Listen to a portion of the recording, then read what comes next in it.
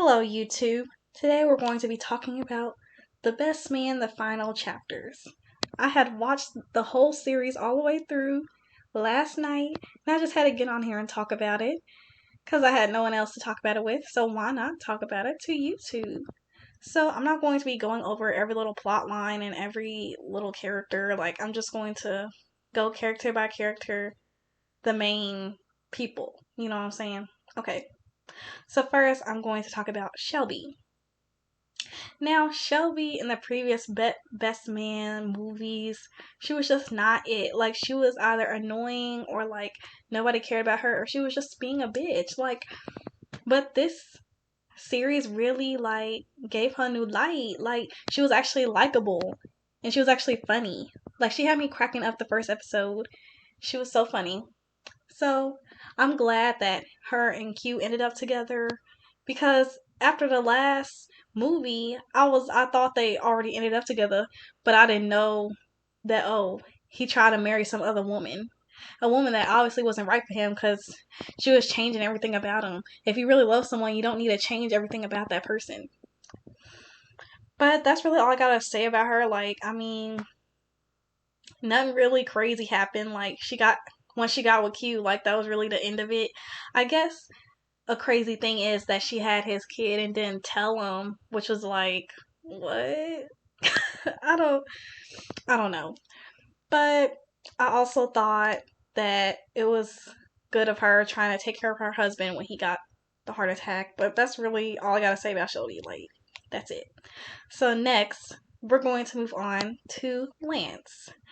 Now, we're first brought to Lance. We're first seeing Lance just dealing with other women, trying to cover up his grieving. And I was glad that he was able to, he was trying to find himself, trying to know what to do after losing his wife. He was kind of stuck. And he tried getting back into football. That didn't work out. So he ended up being a coach, which makes sense. And it was just good seeing him, being good to everybody. He had his little moments, but overall, he was being a very good man to most people. And I was glad that he found a little boo thing, Miss Jasmine. When she first came on there, I thought she was so pretty. And I'm glad they ended up together because he deserves that. And she deserved it too. But speaking of Lance, now we gotta talk about his son. Now, when his son came up, I wasn't really thinking anything of it. But then when he came with the little slow-mo scene and his outfit and the big-ass boots, I just thought, oh, he was just gay. But then he come and say he's non-binary and he goes by they, them. Now, I wasn't expecting that. I was just thinking he'd be gay. Honestly, maybe someone in the comments can let me know, but being non-binary just doesn't really make much sense to me. Because even the way LJ described it on the show, it didn't really make sense to me. Why can't you just be a man who sometimes acts feminine and sometimes acts masculine? All of us have feminine and masculine traits. So why do we just have to not conform to either? I'm just why can't you just be a feminine man? I don't. Maybe someone in the comments can break it down for me because I don't get it. And I didn't even like how when he was trying to find his son after he ran away, everyone was so focused on his pronouns. No, we need to be focused on finding his ass. I didn't get that, for one. And then they was trying to demonize Christianity too, which I didn't like, because they were saying, oh, I wasn't welcomed at the church or whatever. I don't. If you're going to a real church that actually follows Jesus Christ and the way of the Bible, then you should be accepted in every church, because every church has sinners, but we're all coming together because we believe in God and we're trying to not sin. So I just didn't really like that, but I also didn't I don't know what I'd do in that situation, but I feel like you need to be there for your child. Even if you don't agree with their lifestyle or you don't agree with what they're doing, You still have to have love for your child and show them that you still love them and care about them. And that's that. I mean, I don't really have much else to say about the whole Lance and LJ situation. I mean, I'm glad they made up, but that's really it. So next, I'm going to talk about Harper. Now, we all know Harper has been a jerk since movie one. We all know this. I mean, he has his moments where he's a good person, but for the most part, he's just been a jerk. Like, he's been an ass. But this series, I feel like he was villainized a bit too much. Now, hear me out.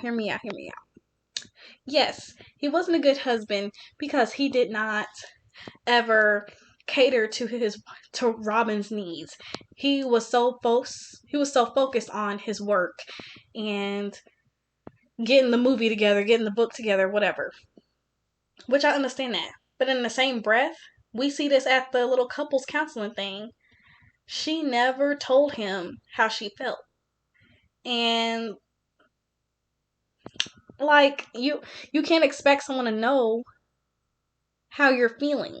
If you really feel like he's not taking you into consideration, then you need to talk to him about it. Talk that out. And I thought they were making progress. I didn't think they would break up because they seemed to compromise on, the movie premiere and going to her little thing.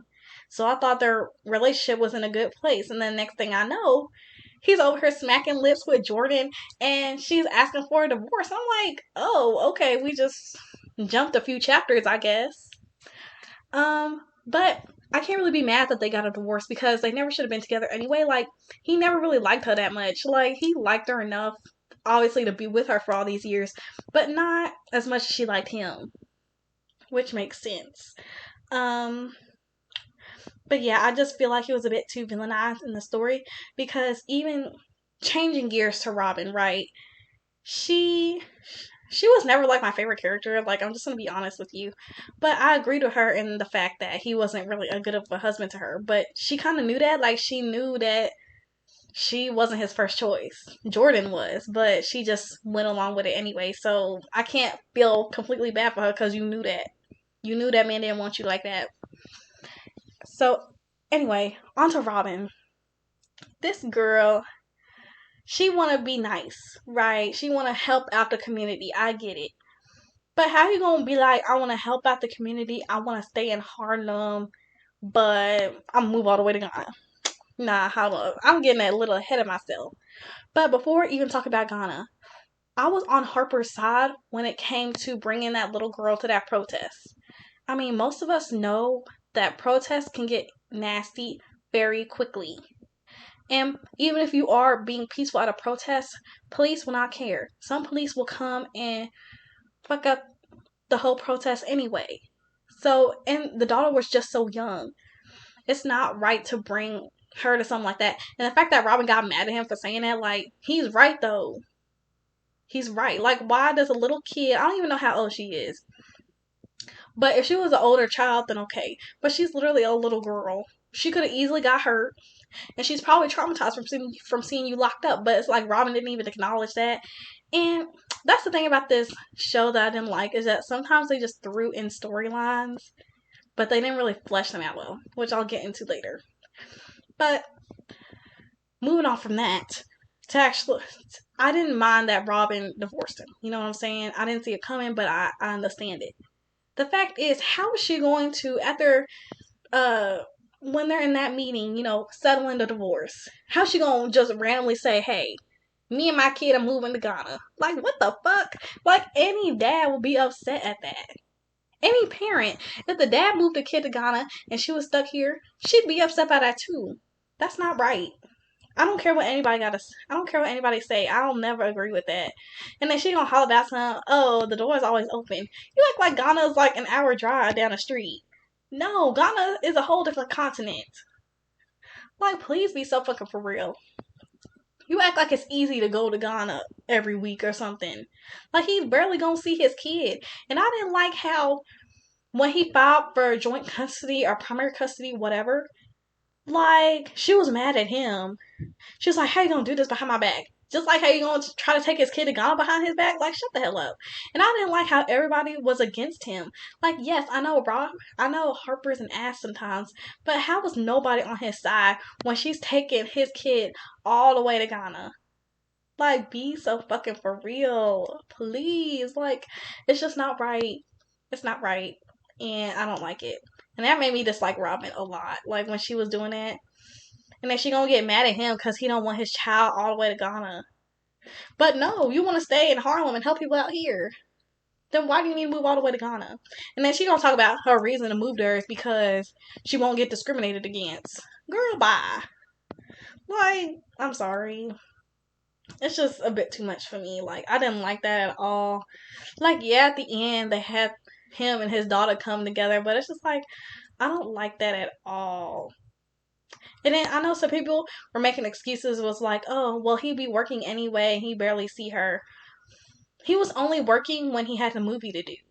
He's not going to be doing a movie every week. So after the movie's done, he's going to be home most of the time writing his books. So he could have very well took care of his daughter. I don't know. I just did not like that storyline of her moving his child all the way to a different continent. Like, that just don't sit right with me, and it don't sit right with me how everybody was against him for saying it. That's why Shelby's ass got clocked by him, because she was talking about she's the mother, she knows what right. Is he not the daddy? Like, I don't like how sometimes people treat the dad as like a second class citizen. Like, the dad helped in making that child as well, and the dad has rights. Stop. Please stop. And Q was the only one on his side. Like, what the hell? Well, Jordan was too, but like, come on now.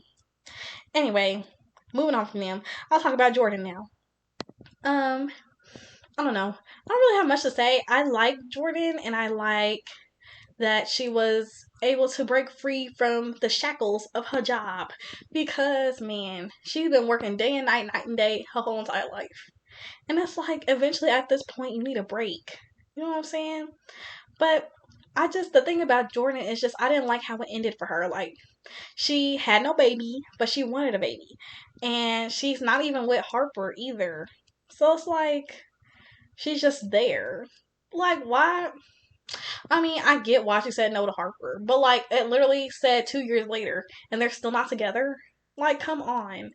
I know I'm not supposed to root for Jordan and Harper to be together. I know that because he cheated with Jordan like multiple times, but like, they both want each other. Like, just quit all the games and just get together already. You know what I'm saying? Like, stop.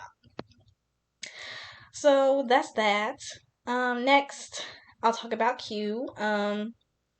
I don't really have much to say about that. I mean, he's a good husband, for the most part.